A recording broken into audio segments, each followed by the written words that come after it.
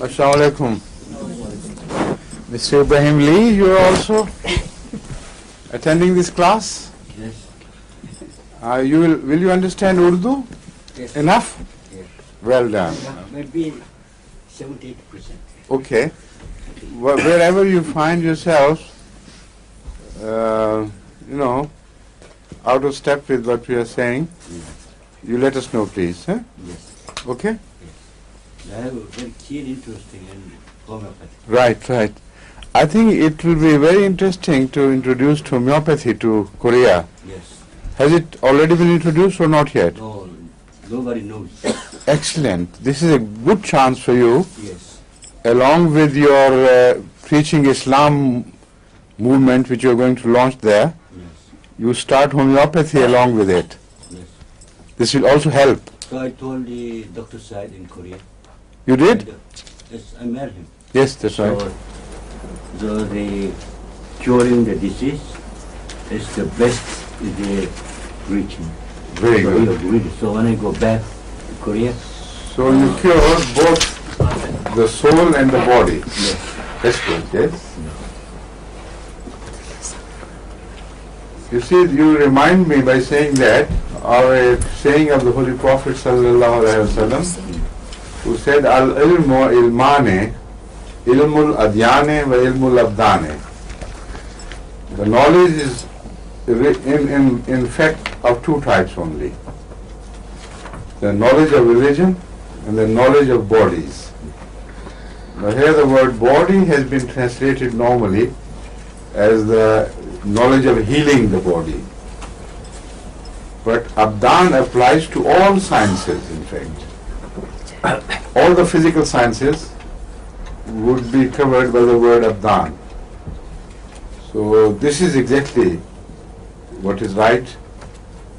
Either the knowledge of soul and what may happen to it later on, or the knowledge of the physical being of the whole world, in fact.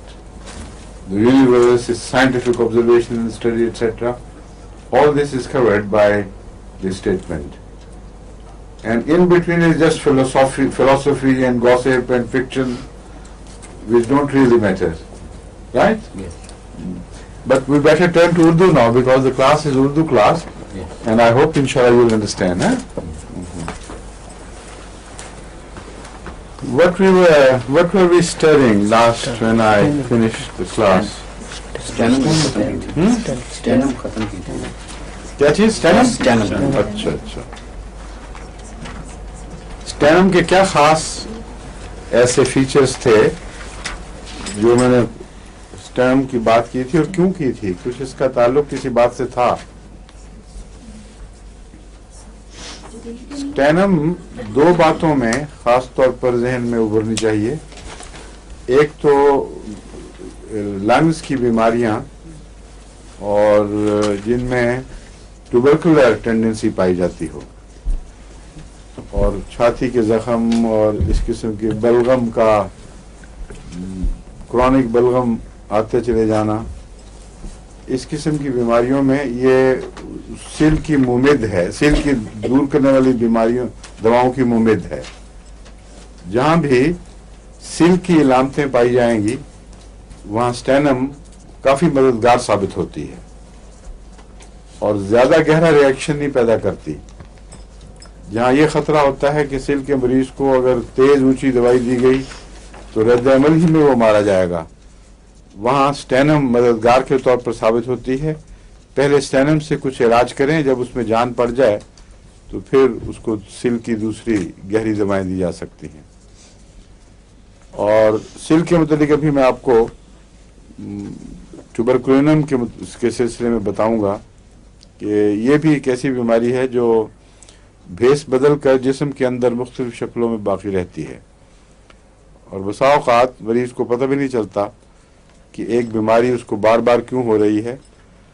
और जो homeopathic मुहक्किकीन ने तहकीक की है उससे पता चलता है कि वो गहरे अंदरूनी असरात जो जिस्म की दिफाई ताकतों को मफलूज कर देते हैं या बाज़ नुकसान पहुंचा देते हैं, उन अंदरूनी असरात में से एक सिल का असर भी है।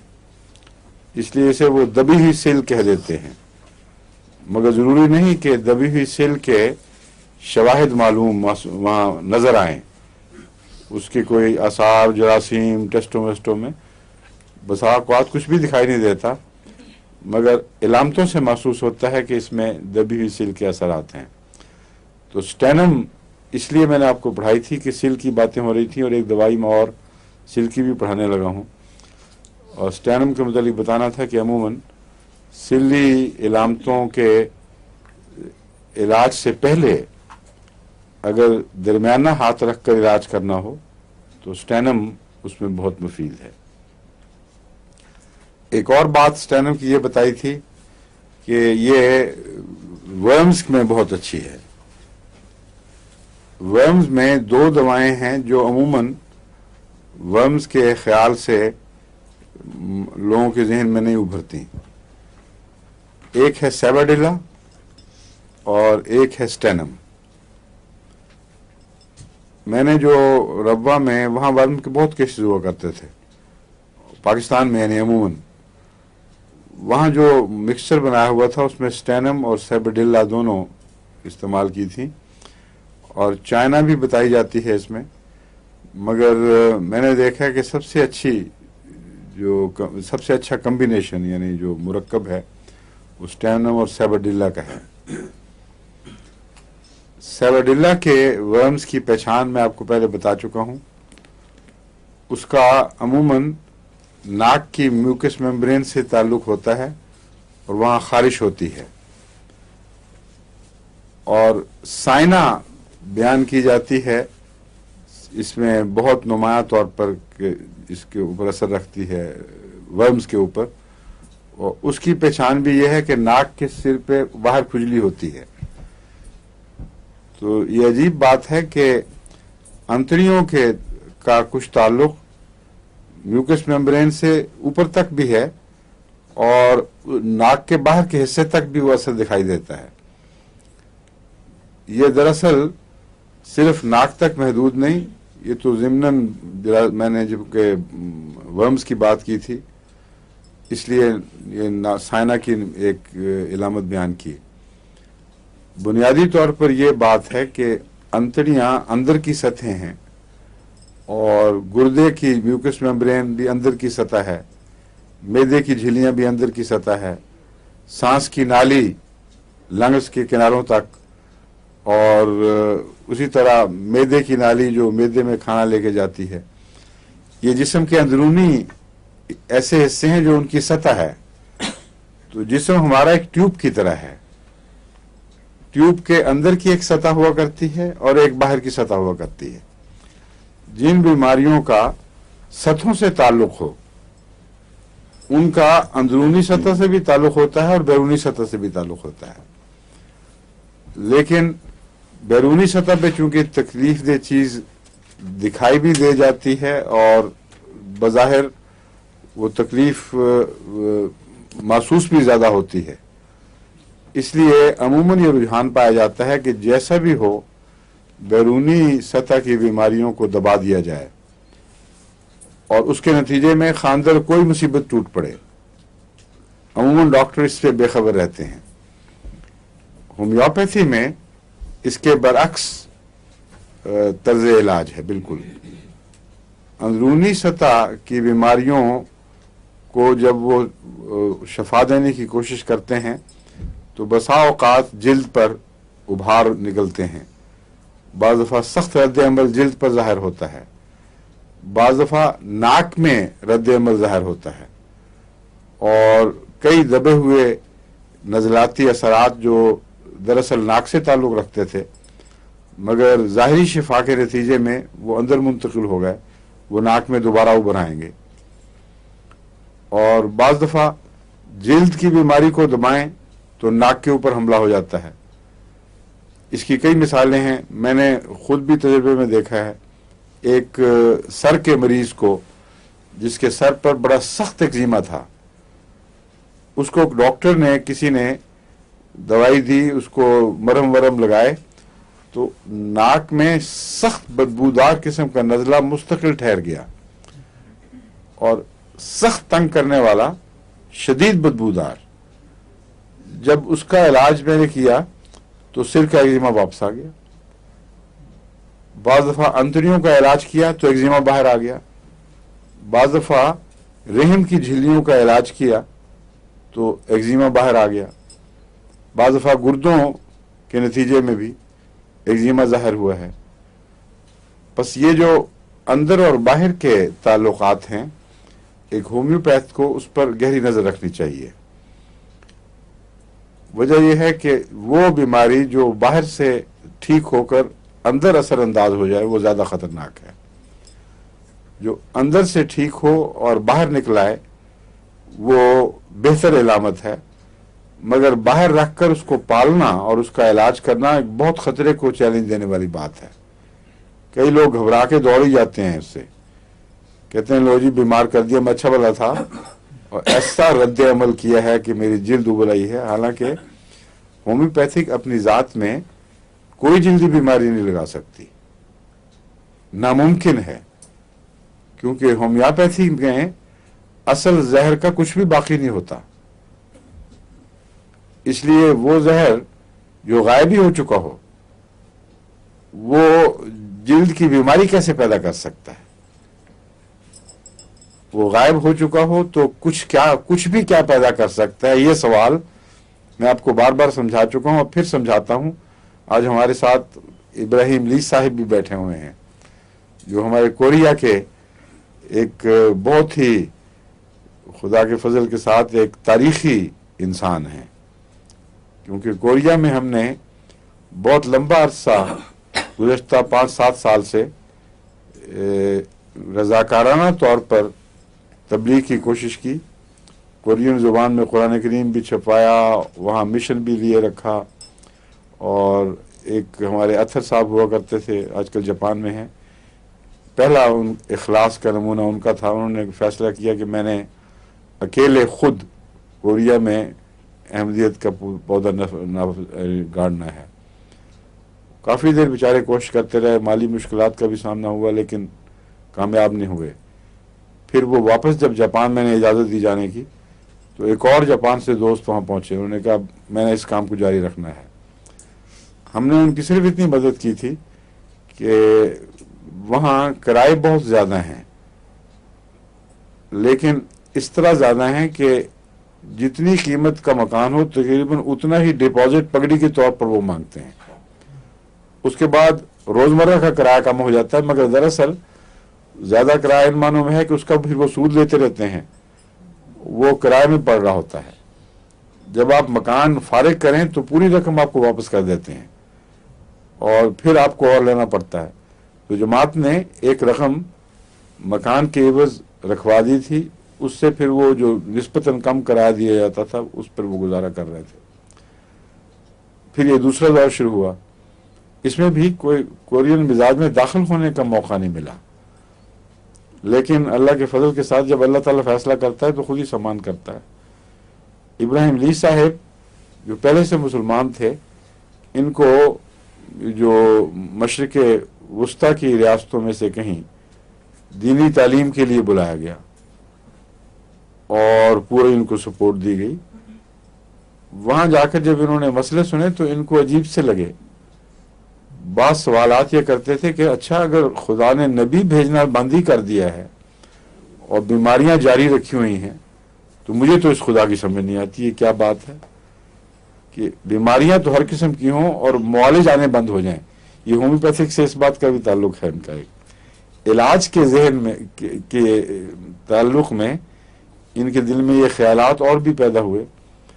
جب یہ اظہار کرتے تھے تو ان کے استاد وغیرہ ان کو سختی سے دباتے تھے کہ تم قادیانیوں والی باتیں کر رہے ہو, تم ان کے اثر کی نہیں. مجھے تو پتہ ہی نہیں قادیانی ہوتا کیا ہے, تم سے میں سن رہا ہوں, مجھے تو کچھ پتہ نہیں. چنانچہ وہ بار بار ان کے کہنے سے ان کے دل میں توجہ پیدا ہوئی. یہ کراچی گئے, وہاں انہوں نے تحقیق کی اور پورا اطمینان ہو گیا کہ اصل اسلام کی تصویر احمدیت ہی کھینچتی ہے اور یہی دل کو اور دماغ کو مطمئن کرتی ہے. تو اس کے بعد جب یہ واپس پلٹے ہیں اپنے ملک تو وہاں پھر خدا کے فضل سے انقلابی کام شروع ہو گیا ہے. چند مہینے کے اندر اندر وہاں جو 5 سال میں بھی ایک بھی کورین نہیں بن سکا تھا, اگر تھا تو بہت معمولی سا, لیو فارم سا. اب وہاں 70 کورین مسلمان ہو چکے ہیں لگ بھگ سے, اور یہ اب پورے جذبے سے چارج ہو کر یہاں سے واپس جانے والے ہیں انشاءاللہ. کہتے ہیں میں نے اب وہاں انقلاب برپا کر کے چھوڑنا ہے اور قوم کو عیسائیت کے جنگل سے بچانا ہے اور اسلام میں اور سچے اسلام میں لے کے آنا ہے. تو یہ چونکہ ساتھ بیٹھے ہوئے ہیں اس لیے کچھ باتیں میں جان کے دہرا رہا ہوں, وہ آپ کو بھی فائدہ دیں گی اور ان کو بھی فائدہ دیں گی, کیونکہ آپ میں سے کئی بھول چکے ہیں اور کچھ نئی شاگردیں بھی آج مجھے دکھائی دے رہی ہیں. میری بیٹی مونا بھی آئی ہوئی ہے, توبہ آ گئی ہے, آج فائزہ مسنگ ہے شاید, کیا وجہ ہوئی؟ اچھا, تو ان سب کو فائدہ ہو جائے گا. ٹھیک ہے. ہومیوپیتھک کا اصول میں بتا رہا تھا کہ اندرونی سطحوں سے بیماری باہر کی طرف منتقل ہوتی ہے اگر ہومیوپیتھک علاج درست ہو, لیکن باہر ٹھیک ہونی چاہیے. باہر وہ کوئی نظر بٹو بن کے رہنی نہیں چاہیے. وہ ہومیوپیتھ جو یہ کہہ دیتے ہیں کہ اندر سے باہر منتقل ہوئی کوئی بات نہیں, وہ یا وہ خود جاہل ہیں یا اگلے کو پاگل بناتے ہیں. باہر نکلنے کا مطلب یہ نہیں کہ باہر ٹھہر جائے. باہر نکلنے کا مطلب ہے کہ ایک دفعہ پھر آپ کو موقع ملا ہے کہ بیماری کا صحیح علاج کریں. اگر علاج صحیح ہوا تو اندر بھی نہیں جائے گی اور باہر بھی نہیں رہے گی, بلکہ جلد پر آپ کے دیکھتے دیکھتے دور ہو جائے گی اور آپ مریض شفا یاب ہو جائے گا. یہ وہ اصل ہے جس کے پیش نظر آپ کو دوائیوں کا مزاج سمجھنا چاہیے. اور ضمناً میں اسٹینم کی بات کر رہا تھا کہ اسٹینم میں بھی بعض ایسی باتیں ہیں جو اندر سے بیماری کو باہر کی طرف منتقل کرتی ہیں. اسٹینم میں بھی بعض جلدی علامتیں ہیں جو لنگز کو ٹھیک کریں گی تو باہر کی طرف اثر انداز ہوگی. لیکن سب سے زیادہ اس کی جو خاص بات ہے وہ جو انتڑیوں کے تعلق میں یہ ورمز کو مارتی ہے, اور بعض دفعہ یوں لگتا ہے جیسا ورمز کو پگھلا دیا ہے اس نے. کچھ دیر کے بعد ورمز کو وہاں کچھ جگہ نہیں رہتی رہنے کی اور وہ گویا پگھل کے نکل جاتے ہیں. ورمز کے پگھلنے کے تعلق میں مجھے ایک اور دوائی بھی یاد آ رہی ہے جو میں آپ کو پہلے بتا چکا ہوں لیکن اس کو یاد کرانا چاہتا ہوں. سلیشیا. سلیشیا کا میں نے بتایا تھا کہ بعض دفعہ یہ چیزوں کو پگھلا دیتی ہے. مثلاً ہاں بالکل ٹھیک ہے. سلیشیا میں یہ غیر معمولی مزاج ہے کہ کوئی بیرونی ٹکڑا جسم کے اندر کسی چیز کا بھی ہو اس کے خلاف یہ شدید رد عمل پیدا کرتی ہے. گویا اس کا آٹو امیون سسٹم سے بہت گہرا تعلق ہے. وہ نظام دفاع جو اللہ تعالیٰ نے بنایا ہوا ہے اس کو ہر بیرونی حملے پر بیدار ہو کر مقابلہ کرنے کی صلاحیت بھی بخشی گئی ہے اور ایسا کرنا چاہیے. کوئی بھی حملہ ہو, اب جانوروں کی دنیا میں کون سے ڈاکٹر جنگلوں میں جا کے علاج کرتے ہیں, مگر آج خود ہی اللہ تعالیٰ کے فضل کے ساتھ وہ شفا پا جاتے ہیں. اور اکثر جنگلوں میں ہر قسم کے موسموں کا مقابلہ کرتے ہوئے سوائے اس کے کہ جب موت کا ان کا وقت آئے ان کی بیماریاں خود بخود ہی ٹھیک ہوتی رہتی ہیں یا ہوتی نہیں. تو یہ وہ نظام دفاع ہے جو ایوولوشن کے ساتھ تعلق رکھتا ہے. آغاز زندگی سے اللہ تعالیٰ نے یہ بنا رکھا ہے اور یہ مسلسل زندگی کی بڑھتی ہوئی ضرورتوں کو پورا کرنے کے لیے ترقی کرتا رہا ہے. لیکن انسانی زندگی میں پہنچ کر اس میں غفلت کے آثار نمایاں ہونے شروع ہوئے. اس کی وجہ یہ تھی کہ انسانی دماغ نے مریضوں کی مدد کے لیے کئی طریقے ایجاد کر لیے اور جو مرض کی بیرونی مدد ہوتی گئی اندرونی نظام اسی حد تک غافل ہوتا گیا. مثلا اگر کسی شخص کو کانٹا چبھتا ہے ٹوٹ کے اندر رہتا ہے. تو یہ نظام جو میں بیان کر رہا ہوں اس کو اس کانٹے کو بہرحال نکالنا چاہیے. اور جانوروں کے کانٹے کون موچنوں سے کھینچ کھینچ کے نکالتا ہے؟ کچھ دیر کے لیے تھوڑی سی ان کی سویلنگ بنتی ہے اور وہ پیپ معمولی سی اس کے گرد گرد بن کر اس کو باہر پھینک دیتی ہے. اور سوائے اس کے کہ بہت خطرناک چیز ہو جو مثلا گولی جو پھیپھڑوں میں بیٹھ جائے، اور ورنہ جانور اس کا علاج خود ہی کر لیتے ہیں. انسانوں میں رفتہ رفتہ بیرونی مدد کے سہارے کی عادت پڑ گئی اور نتیجتاً جسم از خود ان بیماریوں کے احساس کے لیے جاگتا نہیں ہے. یعنی احساس ہی نہیں پیدا ہوتا کہ کوئی بیماری اندر پڑی ہوئی ہے. تکلیف ہے لیکن اس کو وہ احساس نہیں میں کہہ رہا. تکلیف کا جو احساس ہے وہ اپنی ذات میں صرف بیماری کی شعوری اطلاع ہے. انسانی جسم میں دو قسم کے اطلاعوں کے نظام ہیں. ایک ہے شعوری، ایک ہے لاشعوری. شعوری اطلاع جو ہے وہ دماغ کو متنبع کرتی ہے کہ اٹھو کچھ کرو اس کا، اور لاشعوری اطلاع نظام دفاع کو متنبع کرتی ہے. دماغ کی اطلاع کے نتیجے میں انسان ڈاکٹر کے پاس دوڑ جاتا ہے اور ڈاکٹر کو کہتا ہے کہ دیکھو یہ کانٹا چبھ گیا ہے، یہ فلاں تکلیف ہے، یہاں جوڑ میں درد ہو رہی ہے، اس کا کچھ کرو. اب وہ بھی بیرونی علاج کی سوچتا ہے. لیکن ایک نظام ہے جو اندرونی اطلاع کا نظام ہے، اس کا انسان کو پتہ بھی نہیں ہوتا اور ہر جانور میں وہ جاری ہے. وہ اطلاع یہ ہوتی ہے کہ ایک ٹی سیلز ہوتے ہیں انسان کے اندر، وہ غالباً یہ نظام اطلاعات کا چلاتے ہیں اور پھر آگے انفارمیشن پہنچاتے ہیں. بہرحال جو بھی ہے اس کی تفصیلات اس وقت میرے ذہن میں نہیں، مگر میں اس کے متعلق جانتا ہوں، مطالعہ میں نے کیا ہوا ہے. اصطلاحیں چھوڑ دیجئے، اصل مضمون میں آپ کو بتا دیتا ہوں. جسم میں جہاں بھی کوئی بیماری پیدا ہو، کوئی بیرونی جراثیم داخل ہو، وائرس داخل ہو، یا کوئی کسی چیز کا ٹکڑا اندر چلا جائے، مثلا ہڈی کا ٹکڑا رہ جائے یا سوئی کا ٹکڑا یا گولی رہ جائے، جو بھی شکل ہو، اس کے اوپر اندر یہ ہوتا ہے کہ فوری طور پر جو میسنجر سیلز ہیں آر این اے، وہ حرکت کرتے ہیں اور اس جگہ جہاں بیماری موجود ہے وہاں سے وہ ان گلینڈز کی طرف منتقل ہوتے ہیں جہاں بیماری کے دفاع کا نظام مقرر ہے.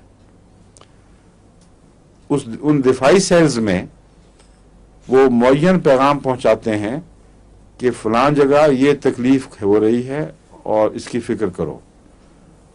اس کے جواب میں وہاں سے پھر پیغامبر بھیجے جاتے ہیں جو زیادہ صلاحیت رکھتے ہیں بیماری کی نوعیت معلوم کرنے کی.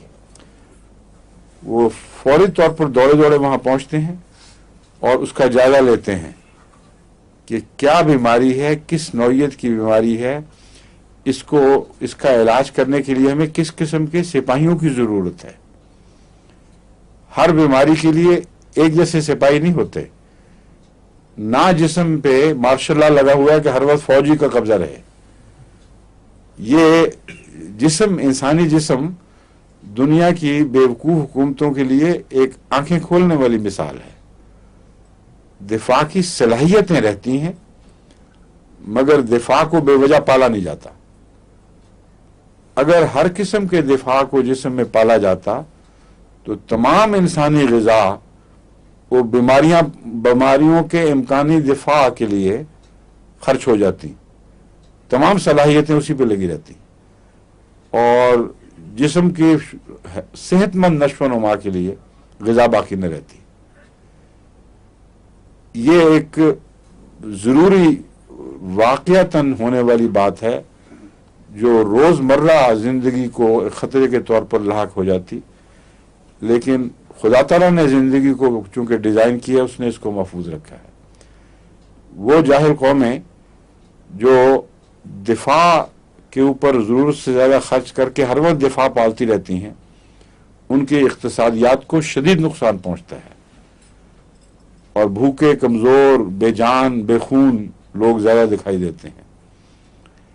اس کی وجوہات خواہ کوئی بھی ہوں، یعنی صرف یہ وجہ نہیں کہ خام خواہ کرتے ہیں لوگ، اپنی اخلاقی سیاسی غلطیوں کی وجہ سے مجبور ہو جاتے ہیں کہ وہ ہر وقت خطرہ محسوس کریں. اور یہ ایک عجیب بات ہے کہ جتنا غریب ملک ہے اتنا ہی اس کو خطرہ زیادہ ہے، اور جتنا خطرہ زیادہ ہے اتنا غریب ہوتا جاتا ہے، کیونکہ خطرے کے پیش نظر اپنی طاقت سے بڑھ کر اس کو اپنے دفاع پہ خرچ کرنا پڑتا ہے. اور بعض ملکوں میں، ہندوستان اور پاکستان میں، یہ جو لڑائیوں کے ہر وقت کے خطرے سر پہ لٹکے ہوئے ہیں، اس کے نتیجے میں 60% سے بعض دفعہ زائد، پاکستان میں ایک موقع پر 65% کا اندازہ بتایا گیا تھا، تمام ملک کی دولت کا 60% یا 65% یہ سپاہی پالنے پر اور دفاع کے انتظام پر خرچ ہو رہا ہے. اور جو امیر قومیں دفاع کو افورڈ کر سکتی ہیں، جو بہت بڑے بڑے خرچ کر سکتی ہیں، ان کا حال یہ ہے کہ یورپ میں نیٹو وغیرہ کے ضمن میں جب بحثیں ہوئیں تو یہ مشورہ دیا گیا کہ 7% ہم اپنی پوری دولت کا دفاع پر خرچ کریں. بڑا سخت رد عمل ہوا یورپ میں کہ ہم کیوں 7% خرچ کریں، اقتصادی ضروریات سے اتنی بڑی رقم دفاع پر خرچ کریں، یہ نہیں ہو سکتا. چنانچہ یہاں 7% بھی قبول نہیں، جو امیر ملک ہیں اور جو غریب بھوکے مر رہے ہیں، وہاں 60 سے 65% اپنے دفاع پر خرچ کر رہے ہیں. اس کا مطلب بھی مریض لوگ ہیں، نظام درہم برہم ہو گیا ہے، صحت نہیں ہے. باقی سب مصیبتیں وہ بیماری کی بدحالیوں کے نتیجے میں پیدا ہوتی ہیں. اب میں اللہ کا تعالیٰ کا قائم کردہ نظام آپ کو بتاتا ہوں، کتنا خوبصورت، کتنا حیرت انگیز ہے. دنیا میں جتنی بھی بیماریاں ممکن ہیں، کینسر کی سب قسمیں ملا لیجیے آپ، ان سب کے لیے دفاع کا پوٹینشل جسم میں موجود ہے. یوں آپ سمجھ لیں کہ ارب سال کی تحقیق کے نتیجے میں جو زندگی نے ترقی کی ہے، یہ خدا کے فرشتے اس پہ کام کر رہے تھے اور تحقیق کر رہے تھے. ہر بیماری کے احتمال کو پیش نظر رکھ کر جسم کے اندر ایسے کارخانے قائم کیے گئے کہ اگر ضرورت پڑے تو وہ اس بیماری کے دفاع کے لیے مناسب حال سپاہی تیار کر سکیں. بس نظام موجود ہے اور سپاہی موجود نہیں. دفاع کے کارخانے موجود ہیں اور بے وجہ ٹینک اور ہوائی جہاز اور سمندری جہاز وغیرہ تیار نہیں کیے گئے، لیکن الرٹ ہونے کا نظام ہر وقت موجود ہے. یعنی جسم کے کنارے پر بھی کہیں کوئی واقعہ ہو جائے تو اس کی نگرانی کا انتظام ہر وقت موجود ہے. یہ وہی نظام ہے جس کے متعلق روحانی طور پر قرآن کریم فرماتا ہے وَرَابِطُوا، کہ تم ہمیشہ مستعد رہو اپنی حفاظت پر اور سرحدوں پر گھوڑے باندھو، تاکہ خطرے جو باہر سے آتے ہیں سرحد پر تمہیں معلوم ہو جانا چاہیے کہ کیسا خطرہ ہے. یہ نہیں کہ فوجی جب اندر داخل ہو جائیں اور شہروں پر حملہ آور ہو جائے تب تمہیں پتہ لگے کہ کیا ہو رہا ہے. تو اللہ تعالیٰ نے جو انسان کا نظام دفاع بنایا ہے وہ ہر وقت سرحدوں پر مستعد ہے. جلد پر ذرا سی بھی گرمی سردی کا احساس ہو تو آپ انگلی کھینچتے ہیں یا مزہ آئے تو آگے بڑھا دیتے ہیں. کوئی بھی تکلیف ہو، بعض دفعہ ذہنی تکلیف بھی اعصاب کی بے چینی میں تبدیل ہو جاتی ہے.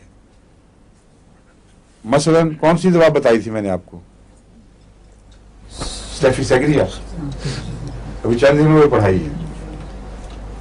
غصہ دبایا گیا ہے اندر تو اس کو جلد کے اس سے کیا تعلق ہوا، جلد کیوں بے چین ہوئی، یہ میں آپ کو سمجھانا چاہتا ہوں کہ اللہ تعالیٰ نے اندرونی اعضاء کو دبے ہوئے غصے کے بد اثر سے بچانے کی خاطر جلد کو متحرک کر دیا، بے چین کر دیا، اور آپ کو یہ معلوم ہوا کہ کچھ ہے، میں خوش نہیں ہوں.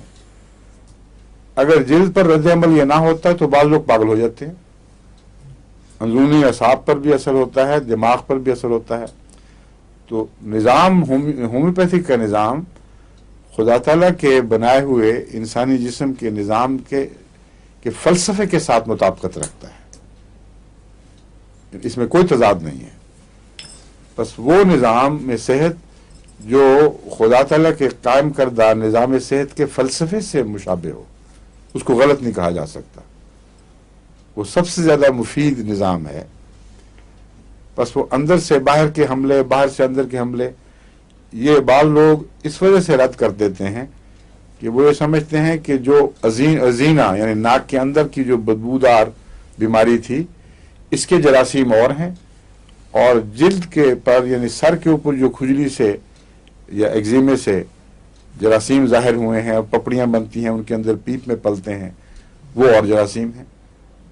وہ کہتے ہیں ہومیوپیتھ پاگل ہیں، وہ کہتے ہیں کہ یہ وہی بیماری اندر چلی گئی، وہ اور جراثیم بھی اور جراثیم. ہومیوپیتھک فلسفی میں جراثیم کے ناموں کی بحث نہیں چلتی، وہاں یہ چلتی ہے کہ جلد کو خدا تعالیٰ نے جو اپنے دفاع کی طاقت بخشی ہوئی تھی، وہ ایک ہی گھر میں پلنے والے سب بچوں کو ہے. ایک کا کوئی ایگزیما ہو جاتا ہے، اس کے تو بیچاری کا سر کھجلا کے برا حال ہو جاتا ہے، ٹنیں کروانی پڑتی ہیں اور پھر بھی پپڑیاں جمتی ہیں. دوسرے بچے ہنستے کھیلتے کودتے، ان کو کچھ بھی نہیں ہوا سر کے اوپر. تو ہومیوپیتھ یہ کہتے ہیں کہ جراثیم کو کوئی اس سے دشمنی تو نہیں تھی، جلد میں جو دفاع کی طاقت ہے اس میں کمزوری واقع ہوئی ہے. وہاں اگر اس کا آپ نے اس کو کھرچ دیا اور کمزوری باقی رہی تو یہ کمزوری اندرونی جلد کی طرف منتقل ہو جاتی ہے. وہ دفاعی کمزوری بنیاد میں ایک ہی چیز ہے، وہ اندر جائے گلینڈز پر جائے، لیکن وہ ایک کمزوری ہے جس نے بیماری کے دفاع کی اہلیت نہیں پائی، جس کے اندر سے دفاع کی اہلیت ختم ہو گئی ہے. پھر جو جراثیم جس جگہ کے مناسب حال میں وہیں حملہ کریں گے. وہ انتڑیوں میں ورمز بن سکتے ہیں، لیکن یہ مطلب نہیں کہ سر کا ایگزیما ختم ہوا تو یا ناک کا نزلہ ٹھیک ہوا تو انتڑیوں میں ورمز بن گئے. ورمز انتڑیوں میں کیوں ہیں، یہ بحث ہے ساری. اکثر انسان اب رفتہ رفتہ زیادہ ہو رہے ہیں انتڑیوں کے بیمار، لیکن ایک زمانہ تھا کہ وہی پانی پیتے تھے، بلکہ گندے پانی پیتے تھے اور انتڑیاں ان ورم سے پاک رہتی تھیں. جانور بھی وہی پانی پیتے ہیں جس میں بعض دفعہ ایسے خطرناک جراثیم ہیں کہ انسان کو چند سیکنڈ میں ختم کر دیں، مگر ان کو کچھ بھی نہیں ہوتا. وہ گندا پانی اور غلاظت جانوروں کو کھاتے دیکھیں، ان کے تصور سے بھی متلی ہوتی ہے اور طبیعت خراب ہو جاتی ہے، لیکن ان کو کچھ بھی نہیں ہوتا، آرام سے کھاتے ہیں. وجہ صرف یہ ہے کہ جراثیم تو ہیں، لیکن چونکہ جانور نے ایک لمبا عرصہ اپنے دفاع کی جدوجہد کی ہے اور اس کو بیرونی سہارا نہیں ملا، اس لیے اس کا دفاع جو تھا وہ ہر اس چیز کے لیے تیار شدہ ہے جو عام طور پر حملے کرتی رہتی ہے. اور انسان کے جب سے دماغ نے کام شروع کیا، اس کا قدرتی دفاع نسبتاً سست ہونے لگا اور اس میں بیداری کم ہوتی چلی گئی، غفلت بڑھتی چلی گئی. ہومیوپیتھی اس سوئے ہوئے دماغ کو جگانے کا نام ہے اور کچھ نہیں ہے. باہر سے کوئی دوا براہ راست ایسی نہیں جاتی جسم میں جو کسی قسم کے جراثیم، بیکٹیریا یا اور قسم کی غدودی کمزوریوں کو براہ راست ٹھیک کر سکے. کچھ بھی نہیں جاتا، بلکہ یہ دیکھا جاتا ہے کہ یقینی ہو جائے یہ بات کہ کوئی بیرونی زہر، کوئی بیرونی جراثیم کی پیداوار پس وغیرہ قسم کی صورت میں جسم کے اندر نہ داخل کی جائے، بلکہ اس کو اتنا کمزور کیا جائے کہ عملاً وہ نابود ہو جائے. اس کا ایک تصوراتی نقش، ایک یاد سی باقی رہ جائے، اور وہ یاد جتنی بھی آپ ہلکی کر دیں اس کے باوجود وہ یاد قائم رہتی ہے. اور یہ وہ نظام شفا ہے جس کا فی الحقیقت روحانیت سے گہرا تعلق ہے. اگر خدا نہیں ہے تو یہ نظام نہیں ہے. اس نظام کی کوئی بھی قیمت نہیں، بالکل جھوٹ بنے گا یہ. کیونکہ اتنا لطیف نظام ہے کہ اس کا روح کے تصور کے بغیر اس نظام کا تصور ممکن ہی نہیں ہے. اونچی طاقت میں دوائیں ہم دیتے ہیں، اور بعض اتنی اونچی طاقتیں ہیں کہ میں نے جیسا کہ پہلے بھی بیان کیا تھا، ان میں اصل کا موجود ہونا تو درکنار، اس کے وہمہ کا موجود ہونا بھی حیرت انگیز ہے. ساری یونیورس میں کتنے ایٹمز ہوں گے؟ بلینز تو سٹارز ہیں، اور ہر سٹار، بعض سٹار اتنے بڑے ہیں جو ہمارے پورے نظام شمسی سے بھی بڑے بڑے ہیں. ان کے اندر اندازہ کریں ایٹمز کتنے ہوں گے. ایٹم کا کچھ پتا کسی کو کتنے باریک ہوتے ہیں؟ ہے کسی کو تصور؟ ڈاکٹر صاحب آپ بتائیں. اور دینی بھی بہت الیکٹران مائکروسکوپ سے مشکل سے نظر آتے ہیں. نہیں، اس کا کوئی تصور ایسا بتائیں کہ اندازہ ہو جائے ہمیں کہ مالیکول اور ایٹم ہوتے کتنے چھوٹے چھوٹے ہیں. اس کی بعض مثالیں سائنٹسٹ نے بیان کی ہیں. جہاں تک ان کے بیرونی سائز کا، کل سائز کا تعلق ہے، وہ سائز بھی فرضی ہے. صرف اصل سائز ان کا بہت ہی چھوٹا ہے. وہ کہتے ہیں کہ اس کی مثال ایسی ہے جیسے ایک بڑے ہال میں ایک مکھی برق رفتاری سے ہال کا چکر لگا رہی ہو، تو اس کے بیرونی چکر کو آپ اس کا اندرونی مرکزی خلیہ کا کنارہ سمجھتے ہیں، اور سمجھتے ہیں کہ ہال یہیں سے شروع ہو رہا ہے. ایک ہال، ایک دیکھیں نا، کوئی رسی دیں، کوئی مثال دوں، گھمائیں کسی کو تیزی سے یوں، اب انگلی گھومتے گھومتے ایک لکیر بن جاتی ہے. رسی پر روڑا باندھیں، گھمائیں تو وہ ایک لکیر بن جاتی ہے. دیکھنے والا یہ سمجھتا ہے کہ ایک خول سا بنا ہوا ہے، اس میں آپ داخل نہیں ہو سکتے، اور اگر ہوں گے تو پتھر لگے گا سر کے اوپر. یعنی ہر جگہ وہ موجود ہے اپنی رفتار کی وجہ سے. کیوں؟ اچھا ٹھیک ہے. ہاں، یہ ہے مثال کے طور پر. دیکھیں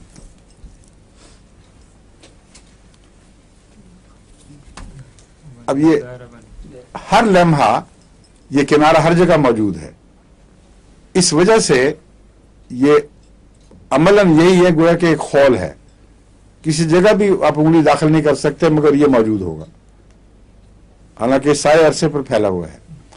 تو دیکھنے میں اگر یہ تار یہ اتنی لمبی ہوتی کہ ایک ہال جو بس نچلا ہال جو ہے اس کے اوپر تک یہ جاتی، اور اندر سے کوئی اس کو گھما رہا ہوتا، تو ہال کا جتنا بڑا ہونے کا تصور ہے وہ تصور پیدا ہوگا، حالانکہ ہال خالی ہے بالکل.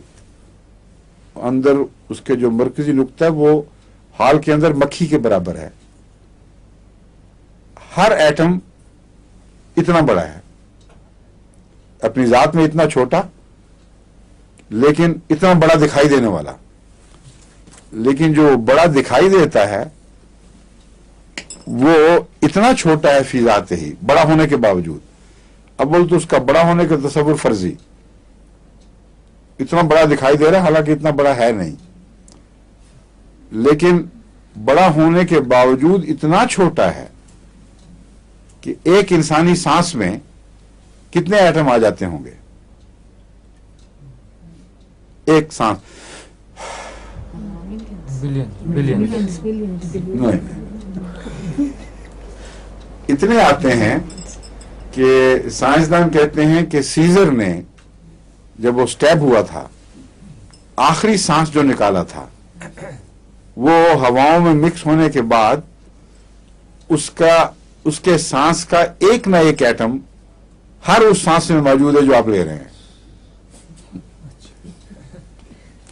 دنیا کی فضا میں وہ مل جل کر اتنا زیادہ پھیل گیا کہ ایک سانس اور ایک ایٹم میں جو نسبت ہے حجم کی وہ ایسی ہے کہ اس میں اتنے ایٹم موجود تھے کہ ساری دنیا کی ہوا میں جو ہم سانس لیتے ہیں اس میں اگر اس کو برابر مکس کرتے ہیں تو ایک سانس بھر کی جگہ میں ایک نہ ایک ایٹم ضرور سیزر کا ہے جو اس نے سانس لیا تھا. اب بتائیے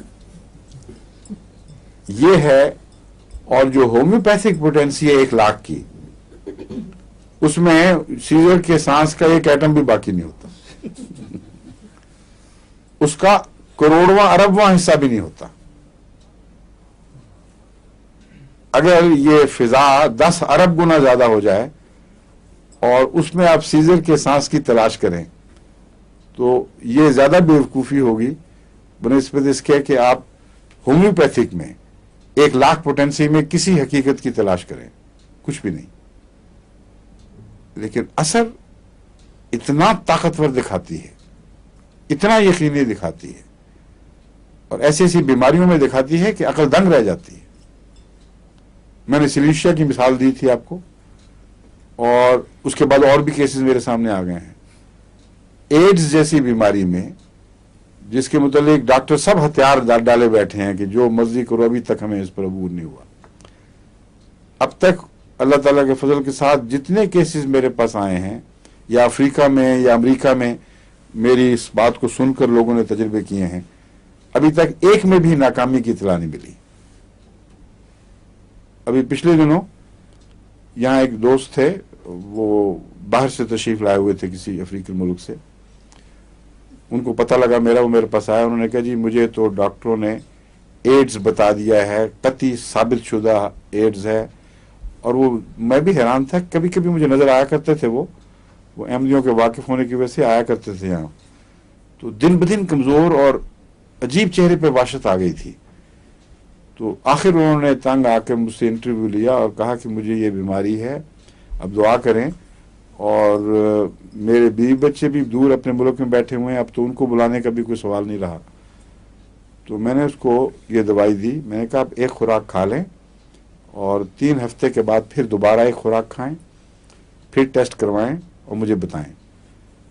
تو اسی انسٹیٹیوٹ کے پاس وہ دوبارہ گئے, اور ویسے تو دیکھنے سے ہی پتہ چل گیا تھا کہ کہاں پلٹ گئی ہے, لیکن 2 خوراکوں کے اندر اس کے بعد وہ پرسوں مجھے ملے ہیں یا 3 دن پہلے, 7 ہاسپٹل کا سرٹیفکیٹ لے کے آئے تھے, کہتے ہیں یہ سرٹیفکیٹ آپ کے لیے تحفہ ہے. میں نے سلیم کو کہا کہ اس کو کاپی کروا کے رکھ لو. اس میں لکھا ہوا تھا کہ ہم آپ کو بڑی خوشی سے اطلاع دیتے ہیں کہ آپ کے اندر ایڈز کا کوئی بھی بد اثر باقی نہیں رہا, اور آپ خوشی سے اپنے بیوی بچوں کو بلوائیں, نارمل زندگی بسر کریں, آپ کو کوئی خطرہ نہیں. اور یہ 1 لاکھ طاقت میں تھی سلیشیا. کوئی میتھمیٹیشین ہے یہاں؟ فوزیہ ہے, اس نے فزکس پڑھی ہوئی ہے. کیوں فوزیہ؟ تمہیں اندازہ ہے کہ 1 اگر لکھ دیا جائے اور اس کے ساتھ 2 لاکھ زیرو لکھے جائیں, اوپر بٹے کا نشان ڈال کر 1 لکھ دیا جائے کہ 1/1 2 لاکھ زیرو, تو یہ کیا بنے گا؟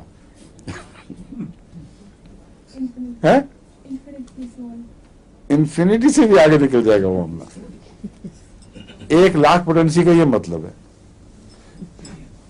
اب بتائیں کہ اگر یہ بلائنڈ ایوولوشن کے نتیجے میں کچھ پیدا ہوا ہے اور جس سے مادہ ہی مادہ ہے, تو یہ کیسے اثر دکھاتی ہے چیز؟ لازماً ایک کائنات کا خالق ہے جو لطیف سے لطیف تر ہے, اور ایسی لطافتیں پیدا کر گیا ہے کہ ان کے ختم ہونے کا کوئی سوال ہی نہیں. دماغ ان کی کنہ تک بھی کبھی سفر نہیں کر سکتا. اور انفینٹی کے ایسے تصور ظاہر ہوئے ہیں سول کی کریشن کے ساتھ کہ کہیں بھی دماغ اس کو پہنچ کر یہ نہیں کہہ سکتا کہ میں اس کنارے تک پہنچ گیا ہوں. اور یہ روزمرہ کی باتیں عام ہومیوپیتھ جن کو الگ بھی نہیں آتی سائنس کی, ان کی ہاتھوں رونما ہو رہے ہیں, ان کو پتہ نہیں کہ ہم کر کیا رہے ہیں. 1 لاکھ پوٹینسی میں بعض دفعہ سلفر دے دی جائے تو, اور وہ مریض ہو سل کا, تو اس پر زلزلہ آ جائے گا اور وہ دیکھتے دیکھتے مر جائے گا.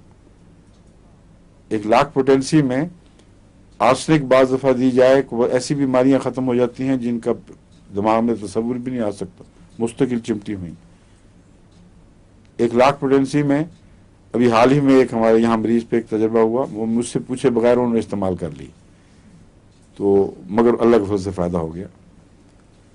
رسٹاکس میں دیا کرتا ہوں عموماً, وہ کمر کی कमर के मसल्स, उसके जो आसाब हैं, उनका रस्टॉक से बहुत ताल्लुक है। ज़्यादा वज़न उठाने से जो नुकसान पहुंच जाता है, बाज़ दफ़ा दिल को नुकसान हो जाता है। रस्टॉक्स फालजी बीमारियों में चोटी की दवा है, और साथ ही रस्टॉक्स जल्दी बीमारियों में भी चोटी की दवा है, और लंग्स के साथ भी इसका ताल्लुक है। बहुत ही अहम दवा है। यानी शुरू से, जब से मैंने होम्योपैथी शुरू की है, मैं अपने सफ़र में लाजिमन रस्टॉक्स साथ रखता हूं, मगर 200 में अक्सर। इस मरीज को मैंने रस्टॉक्स का बताया था कि 200 ताकत में है, या आप देख लें बेशक, बल्कि दी थी, लेकिन कोई ख़ास फ़ायदा नहीं हुआ। कहते थे थोड़ा सा होता था, फिर हट जाता था। तो मुझसे पूछे बगैर आप ही अंदर गए हमारे दफ्तर में, और सलीम से 1 लाख की ताकत में एक खुराक खा ली।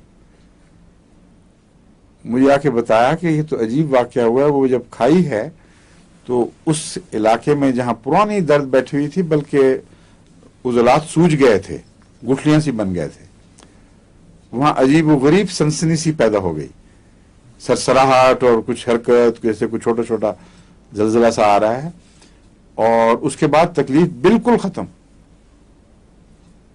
वहाँ से वो गुठलियाँ भी गायब हो गई हैं, और वो उठना बैठना दौड़ना, वो हर वक्त की जो मुसीबत थी, कमर दर्द और फिर वो टांगों में आ रही है, कितने गायब हो गई है। अब ये 1 लाख है। अब ये मैं नहीं कहता कि आप लोग लाख में जरा हाथ अपने लंबे कर दें, क्योंकि लाख ताकत वाक़यातन ताकत है और बहुत ही गहरे असरात रखती है। खुदा ताला ने गलती करा के बाज़ दफ़ा डॉक्टरों को समझा दिया कि यहाँ 1 लाख बेहतर होती है, मगर बिलअमूम 1 लाख से इज्तनाब करना चाहिए। उसूल ये याद रखें कि जहाँ ये पता हो कि ये दवा बिल्कुल मुशाबे है और मर्ज की हालत बढ़ गई हो और मरीज कमज़ोर हो, वहाँ 1 लाख में नहीं देनी, वहाँ थोड़ी ताकत में दें। अक्सर लोग जो लाख के असर से बच जाते हैं, इस वजह से बचते हैं कि डॉक्टर गलती करता है, उस मरज का केस ही नहीं होता वो, इसलिए खाली मीठा खा लेते हैं। अगर केस हो, वाक़यतन मुशाबे हो, सिलीशिया के या इसके रस्टॉक्स वगैरह के, और इंसानी ताकत वैसे ही कमज़ोर हो चुकी हो, तो उस वक्त 1 लाख का ऑर्डर देना ममोले को शहबाज से लड़ाने वाली बात है। इसलिए उस वक्त ये ऑर्डर नहीं देना चाहिए। थोड़ा दें, जान पैदा करें, उसको कहते हैं इकोनॉमी उसकी दुरुस्त हो, फिर रफ्ता रफ्ता ऊंची ताकत का वक्त आएगा। मगर अगर जिस्म की इकोनॉमी वैसे ठीक है, लेकिन इत्तला ही नहीं मिल रही जिस्म को कि मुझे क्या तकलीफ है, वहां इत्तला की मजबूरी के पेश नज़र लाजिम है कि इत्तला को लतीफ से लतीफ तर करते चले जाएं। ये वो उसूल है जो हमेशा आपके काम आएगा, आपको बताएगा कि कहाँ ऊंचे जाना खतरनाक नहीं है। ये जो इसके केस थे एड्स के, इससे मुझे ख्याल इसी वजह से आया था, यानी एक जो होम्योपैथिक असूल क्योंकि जहन में डूबा हुआ था, उसके पेश नज़र मैंने इसको इस तरह नहीं देखा कि कोई बीमारी है जिसको इकोनॉमी कमज़ोर हो गई और रद्द-ए-अमल थोड़ा होता है, इस पे कोई दवा काम ही नहीं करती। ये चीज़ थी जिसने मेरे सामने एक चैलेंज दिया, और जो दवा काम ही नहीं कर रही, जहां कोई दवा भी काम नहीं कर रही, वहां जिस्म मुकम्मल तौर पर सो चुका है उस मामले में। और जितनी गहरी नींद हो उतना गहरा पैगाम जरूरी है। और चूंकि इसका दिफाई निज़ाम के सो जाने से ताल्लुक है एड्स का, और दिफाई निज़ाम पर दुश्मन के काबिज होने के साथ ताल्लुक है, यानी वो दिफाई निज़ाम जिसमें अगर आप हरकत पैदा करें तो वो दुश्मन भी साथ उसी तरह ताकतवर होता चला जाएगा, इसलिए इसका कोई इलाज नहीं। दिफाई खुलिये जितने भी इंसान के अंदर मौजूद हैं, उनके दिल में जाकर ये जरसूमा भी बैठ जाता है, और मुसीबत यह है कि इसकी शक्ल उस दिफाई जरसूमे से बहुत मिलती है। آپ جب حکم دیتے ہیں جسم کو یعنی بیرونی مدد سے کہ ایکٹیویٹ ہو، اس کو طاقت دیتے ہیں، تو اس کے اندر جو دفاعی جراثیم موجود ہیں وہ جب بڑھتے ہیں تو ان کے ساتھ ہی اس کے کروموسوم جو چمٹے ہوئے ہیں ساتھ اس کے، وہ بھی ملٹی پلائی ہونے لگ جاتے ہیں. تو یہ عجیب مصیبت ہے کہ فوج کے ساتھ دشمن بھی طاقت پاتا جاتا ہے. اس لیے وہ جو سٹیل میٹ ہو گیا ہے کہ دفاع ہو ہی نہیں سکتا، اس کا کوئی بریک تھرو نہیں ہے. اس کو سمجھتے ہوئے مجھے خیال آیا کہ اگر روح کو میں تو روح میں یقین رکھتا ہوں، جسم کی اس بات کو چھوڑ دوں، اگر روح کو بہت لطیف پیغام دوں کہ ایک ایسا خطرہ ہے جس کے متعلق خدا نے تمہیں کوئی چیز ضرور سمجھائی ہوئی ہے، ہمیں نہیں سمجھ آ رہی، ہم دفاعی نظام کو ویسے طاقت دیں گے تو وہ کچھ بھی فائدہ نہیں ہوتا، اس لیے اس خطرے کا پیغام ہم تمہیں پہنچا رہے ہیں. اس مفروضے پر میں نے پہلا ایڈز کا مریض خدا تعالیٰ کے فضل سے شفایاب کیا، یعنی اللہ نے شفایاب کیا، مجھے اس کا خیال آیا اور وہ بھی اللہ کے فضل سے ہوا. تو جب میں نے سلیشیا 1 لاکھ میں دی تو اتنا حیرت انگیز انقلاب آیا ہے اس مریض میں کہ دیکھتے دیکھتے گویا اس کو کچھ بھی باقی نہیں رہا. اور یہ عجیب بات ہے کہ ان سب کیسز میں جہاں باقاعدہ ایلوپیتھک انسٹیٹیوٹ سے ٹیسٹ کروائے گئے ہیں، ان کا سرٹیفکیٹ یہ نہیں ہے کہ ایڈز غائب ہو چکی ہے، وہ کہتے ہیں وہ موجود ہے مگر بالکل ناکارہ ہے، وہ نہ بڑھتی ہے اس دفاع کے ساتھ، نہ جسم کو کوئی نقصان پہنچاتی ہے. بعض صورتوں میں 1 سال تک آبزرویشن میں رکھا گیا ہے ان کو، اور میرے پاس ان کا سارا ایڈریس، ان کا ریکارڈ ہے، مگر چونکہ یہ کانفیڈینشیل معاملہ ہے اس لیے میں ان کے لیے بدنامی کا موجب ہے، میں نہیں بیان کر سکتا، لیکن سارا ریکارڈ موجود ہے. ڈاکٹروں نے یہ حیرت انگیز بات بیان کی ہے کہ ہم اس لمبے عرصے تک اس کی نگرانی کر چکے ہیں، ہم تمہیں اب یقین دلاتے ہیں کہ نہ تمہاری صحت پر کوئی بد اثر ہے اس کا، نہ تمہارے بچوں پر کوئی ہوگا. چنانچہ ایک ایسی عورت نے پھر بچہ جنا، اور وہ بچہ لا کے مجھے دکھایا، ڈاکٹری سرٹیفکیٹ تھا کہ تمہاری کوئی بیماری جو ہم سمجھتے تھے بچے میں منتقل ہونی چاہیے نہیں ہوئی. ایڈ اس حد تک مفلوج ہو کے رہ گئی ہے، موجود ہے مگر اس کے ارد گرد کچھ خدا نے ایسا نظام قائم کر دیا ہے کہ وہ آگے پھیل نہیں سکتی، کوئی نقصان نہیں پہنچا سکتی، اس کے وہ دانت کھٹے ہو گئے ہیں. تو یہ کس چیز نے کیا؟ سوال یہ ہے. اگر روح کوئی نہیں اور یہ پیغام رسانی کا نظام موجود نہیں کہ کوئی چیز خواب مٹاتے چلے جائیں، جو ایک دفعہ وجود میں آ جائے اس کا کچھ نہ کچھ نقش ہمیشہ باقی رہے گا. اور یہی وہ نظام ہے جس کو قرآن کریم نے پیش کیا، اسی سے تو مجھے ہومیوپیتھک کے اس نظام کی طرف توجہ پیدا ہوئی تھی. قیامت کے دن جب کچا چٹھا سب کا پیش کیا جائے گا اور انسان کے سامنے جن کو خدا تعالیٰ یہ فیصلہ کر لے کہ ان کو علم میں لانا ضروری ہے کہ تم کیوں مجرم ہو اور کیوں تمہیں جہنم میں داخل کرنا واجب ہے اور تم اس کے مستحق ہو گئے ہو، تو اللہ تعالیٰ یہ سارا جو اندرونی نظام ہے یادداشت کا اس کو متحرک کر دے گا. غالب سمجھتا ہے فرشتوں کی گواہیوں پر پکڑے جائیں گے،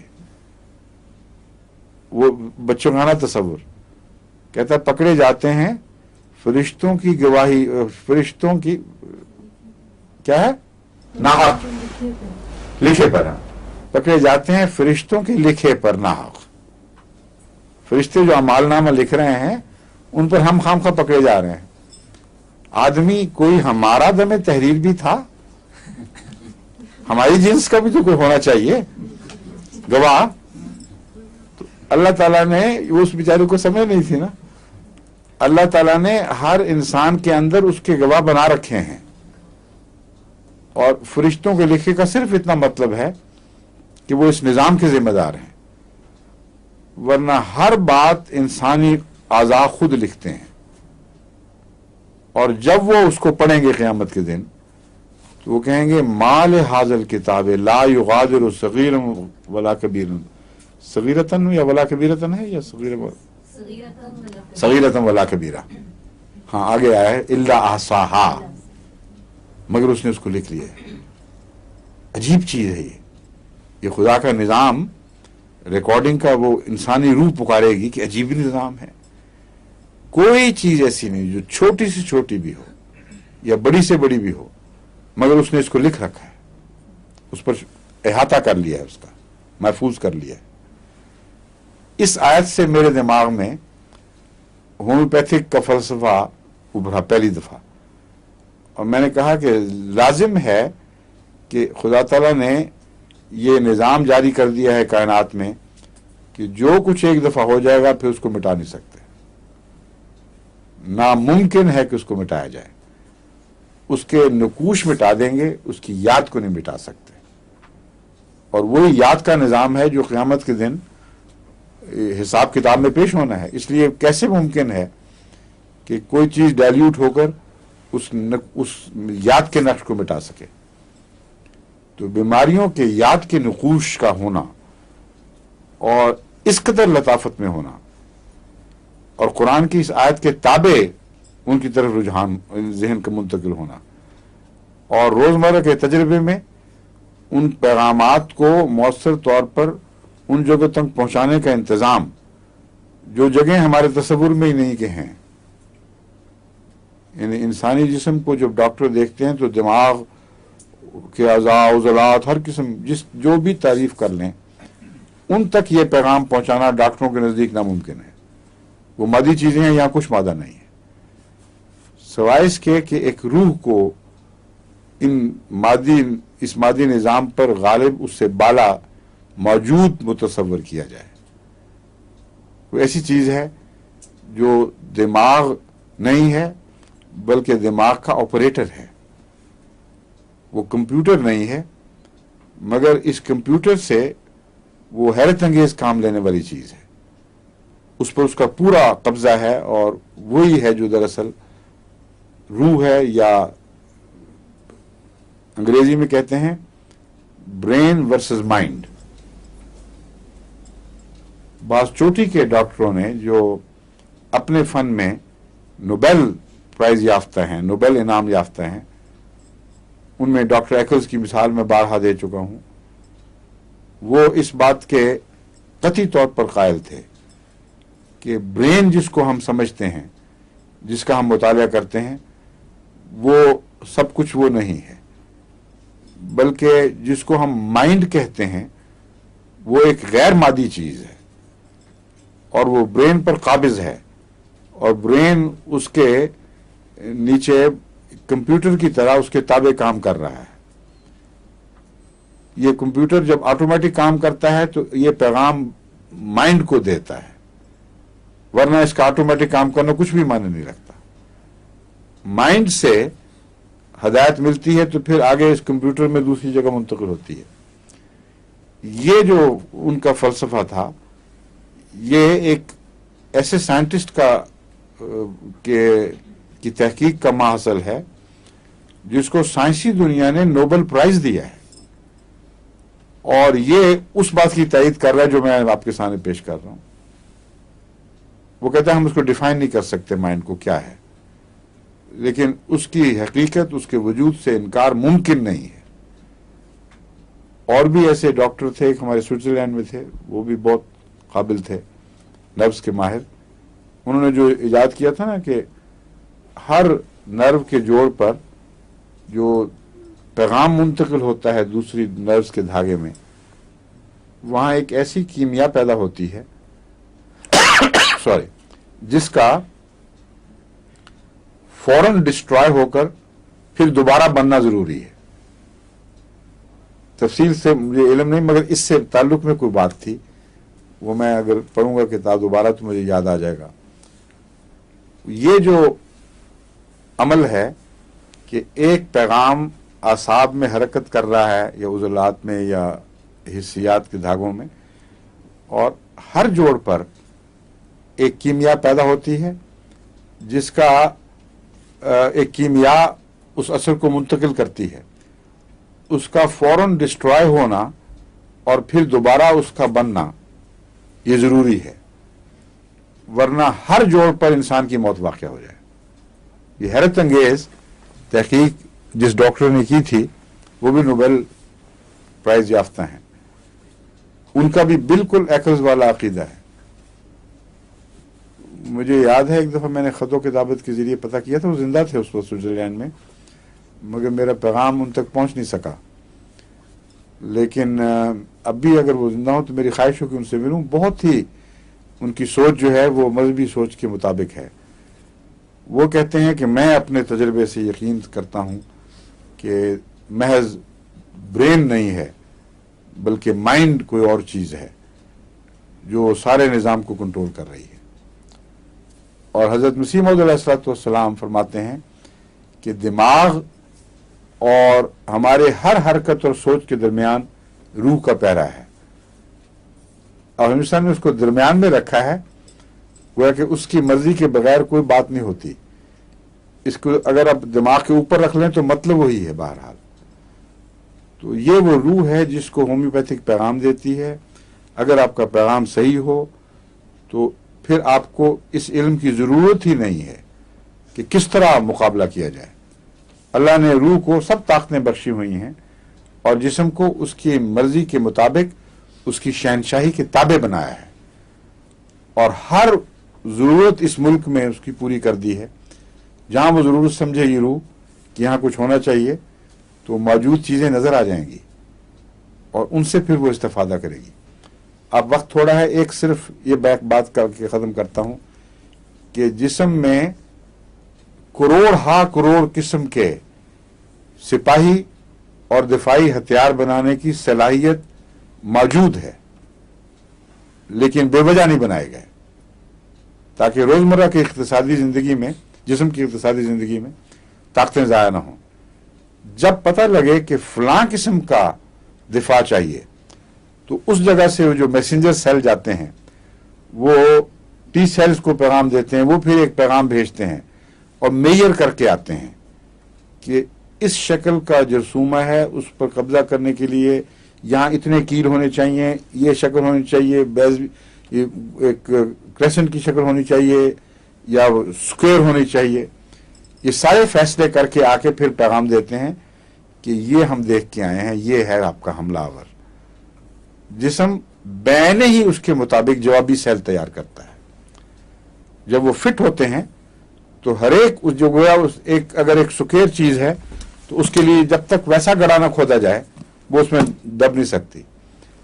वो बिल्कुल बरक्स शक्लें लेकर निकलते हैं और हर जरसूमा अपनी शक्ल के मुताबिक एक ऐसा गड़ा पाता है उनके अंदर कि उनके अंदर यूं गर्क हो जाता है।